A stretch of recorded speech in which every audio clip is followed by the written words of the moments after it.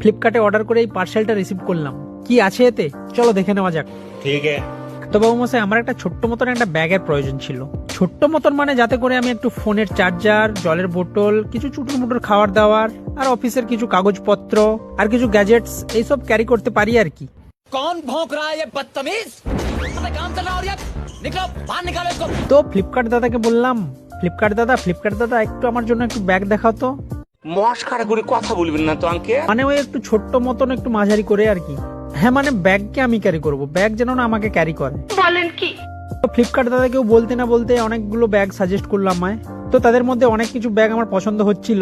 তো অনেক কিছু স্ক্রল করার পর, অনেক কিছু ব্যাগ দেখার পর সাফারির ব্যাগসগুলো একটু পছন্দ হচ্ছিল ভালো। হ্যাঁ মানে বাজেটের মধ্যে ডিউরেবিলিটি একটু বেশি আর কি।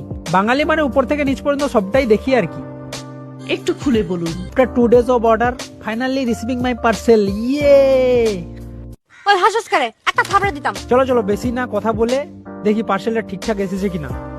তো ব্যাগটা 26 লিটারের, তো ক্যারি করতে খুব ইজি।